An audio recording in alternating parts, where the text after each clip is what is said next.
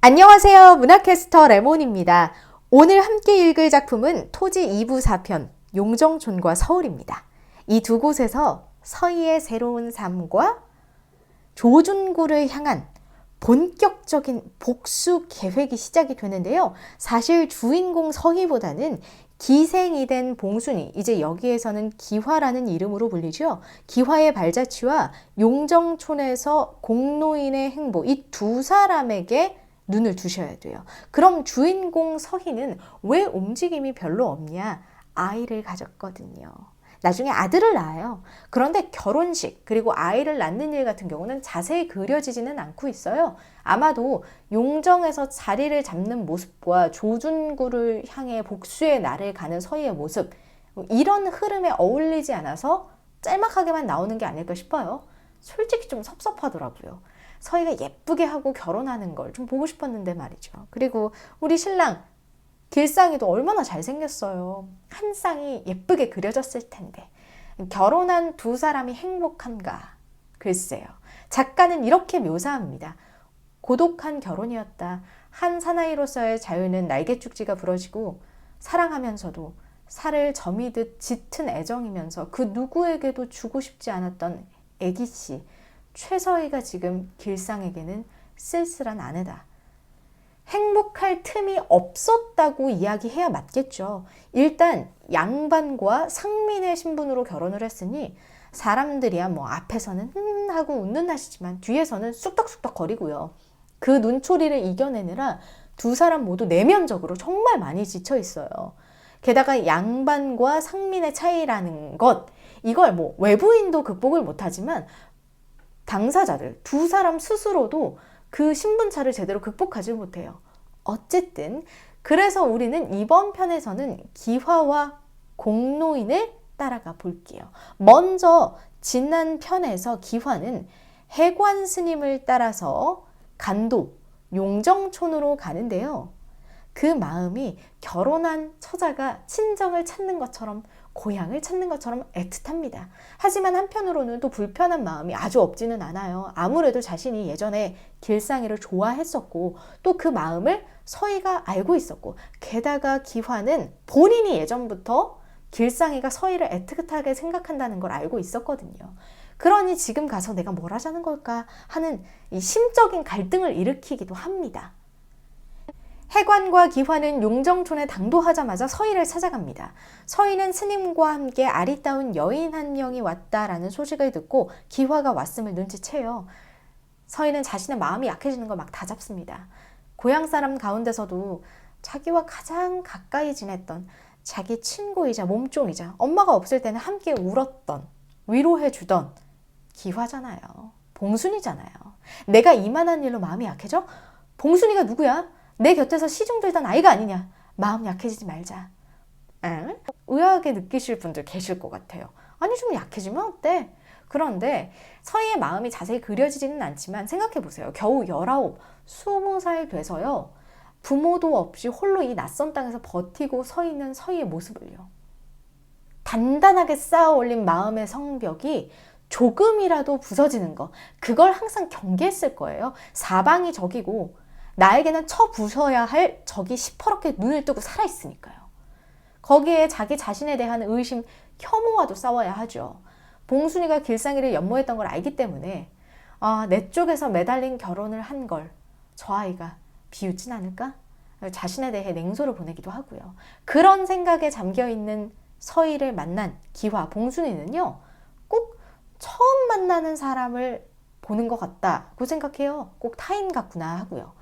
길상이를 빼앗아갔다라는 그런 시샘도 없고요. 그렇다고 예전의 삶이 생각날 만큼의 그리움 같은 것도 없습니다. 함께 서희의 집으로 온 해관은 이런저런 일을 차치하고라도 사실 길상이가 엄청 보고 싶어서 여기에 왔기 때문에 길상이를 먼저 찾아요. 서방님께서는 회령 나가셔서 아직 안 계시오. 내일께나 오실는지요? 서방님, 이 한마디로 해관과 기화는 서희와 길상이가 결혼했다라는 걸 확인하게 됩니다. 기화와 단 둘이 남게 된 서희는 눈물이 핑 돌면서 이제까지 살아왔던 이야기를 듣게 되는데요. 털어놓는 쪽은 거의 기화예요.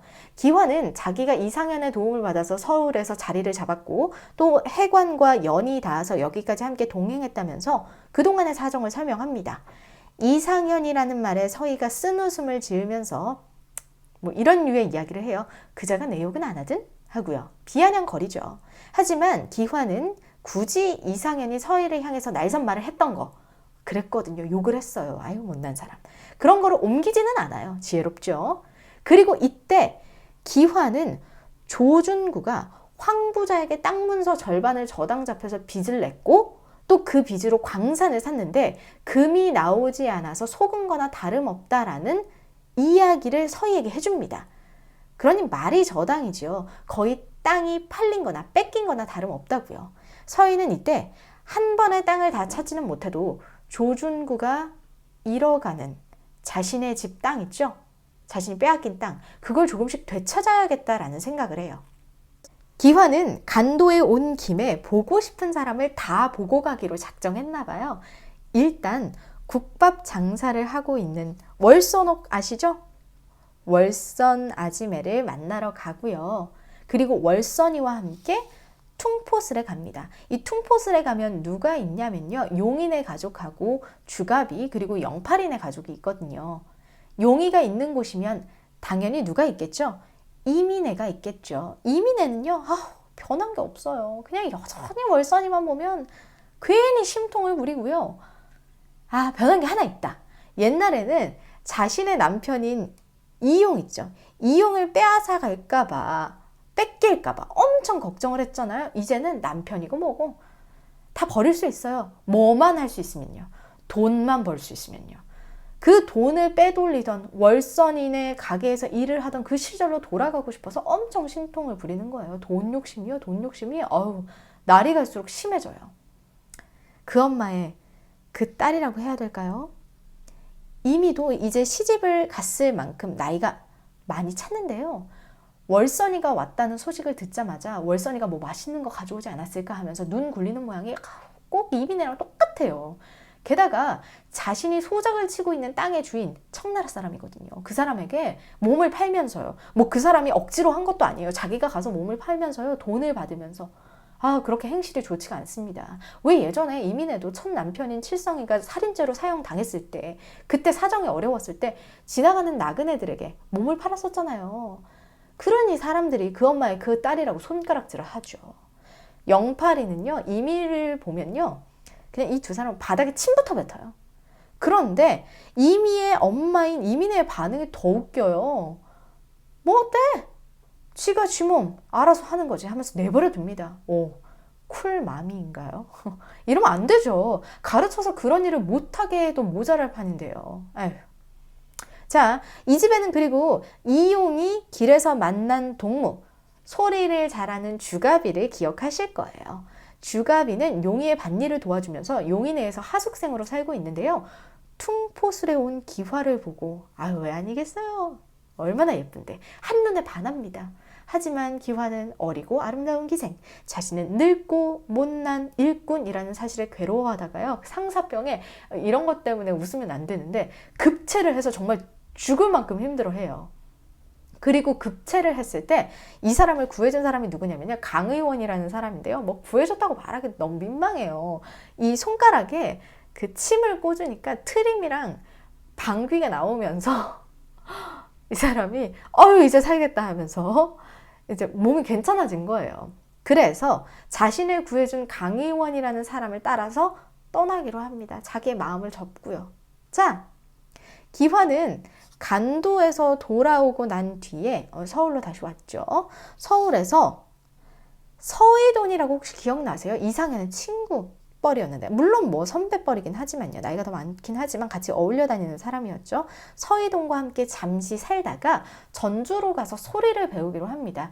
물론 기화는 예쁘고 서희돈은 여기에 묘사로 따르면 좀 못난 사람이에요. 꼭 산도적처럼 생겼다라고 이야기를 하는데 기화는 그래도 서희돈을 많이 의지했어요. 좋아했어요. 그러나 한계는 분명하죠. 서희돈은 양반에 앞으로 일본에서 공부할 사람이었고요. 기화도 자신의 끝이 어디인 줄을 명확하게 알고 있었기 때문에 서희동과의 생활을 정리하기로 합니다. 자, 기화와 반대로 공노인은요, 용정촌에서 서울로 가는데요. 서울로 가기 전에 공노인은 두 사람을 만나게 됩니다. 한 사람은요, 강포수라고, 기억력 좋으신 분들은 벌써 강포수 했을 때 기억나셨을 거예요. 조금만 기다려주세요. 그리고 다른 한 사람은 지금 계속 등장인물로 나오고 있는 김거복, 김두수입니다. 강포수 기억하시는 분 계실지 모르겠는데요. 예전에 귀녀가 살인죄로 처형되고 나서 귀녀와 자신의 아이를 데리고 호련히 사라졌다가 이렇게 제가 말씀드렸어요. 그 아이가 커서 강두매가 되고요. 아버지와 아들은 함께 용정에 나타납니다.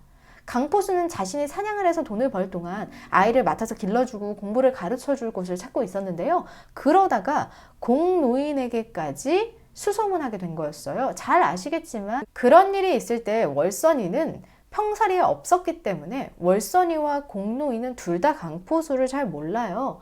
그런 일이라고 한다면 최치수를 죽이기 위해서 귀녀와 그리고 김평산이 작당을 했을 때의 일이에요. 공노인은 강두매를 보고 이 아이가 크게를 상이라고 여겨서 상의 학교를 운영하고 있는, 지난번에 한번 잠깐 등장했었는데요, 송장환에게 찾아갑니다. 부탁을 하려고요. 그런데 거기에서 뜻밖의 안 좋은 소식을 듣게 됐는데요. 공노인의 양딸 공송해라는 처자가 있다고 제가 말씀드렸어요. 송해가 밀정으로 의심을 받고 있는 김두수를 따로 만난다는 소식이었어요. 공노인은 그래서 길상이와 짜고 송해를 잡으러 가는데요. 계획은 이렇습니다. 일단 공노인이 송해를 붙잡으러 와서 어디 여자가 이런 술집을 다니냐? 이런 식으로 행실에 대해서만 꾸짖으면, 여기서 절대로 밀정이니 뭐니 하는 말이 나오면 안 되니까요. 행실을 꾸짖고 옥신각신하는 사이에 길상이 우연히 지나간 것처럼 하면서 두수를 만나보겠다라는 심산이었거든요. 김두수는요, 그때 윤희병을 실컷 이용해 먹다가 죽이고 돌아온 참이었어요. 김두수가 돈을 주고 샀던 여인 금녀를 기억하실 거예요. 그 금녀는요, 애인이 윤이병이라고 있었는데요. 못난 사람이었죠. 밀정으로 전락해서 금녀를 찾는 일을 돕고 있었거든요. 자기 애인인데요, 애인을 찾아가지고 김거복에게, 김두수에게 바치려고 하고 있었던 거죠. 그때 금녀는 장인걸이라는 사람의 도움을 받아서 좋은 사람이에요. 무사히 연추로 피신을 했는데요. 연추가 바로 연해주에 있던 한인 거점이거든요. 거기에서 순양이라고 이름을 바꾸고요. 학교 선생님으로 조선어를 가르치고, 또 시문회라고 러시아 정부에서 일하는 온유하고 덕망 높은 사람이 하나 있는데 그 사람 집에 살면서 두 딸을 가르쳐요. 그 시문회라는 사람과 장인걸이 또 인맥이 있고요. 그 집 분위기가 워낙 좋아서 예전에 무력했던 자신의 모습에서 많이 탈피해서 금녀, 순양이는 아주 건강한 사람이 됩니다. 그러니 금녀는 한눈에 윤희병이 김두수의 밀정 노릇을 한다는 걸 파악하죠.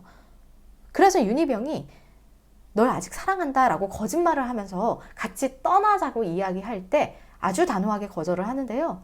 윤희병은 혼자 떠나다가 김두수에게 걸려가지고 죽임을 당한 거예요. 서울로 온 공노인은요, 서희돈의 도움을 받아서, 물론 기화에게 소개를 받은 거겠죠. 도움을 받아서 조준구, 이렇게 셋이서 한자리에 만나게 됩니다. 그리고 조준구를 잡을 덫을 살살 놓죠. 그리고 다음번 만남 때에는요, 조준구와 환희, 즉 구천이죠. 이 구천이와 공노인, 이렇게 셋이서 한자리에 모이게 됩니다. 복수극은 5편에서 이야기가 좀 더 진행된 뒤에 한 번에 말씀드릴게요. 토지 2부 4편 용정촌과 서울, 여기까지였고요. 지금까지 문화캐스터 레몬이었습니다.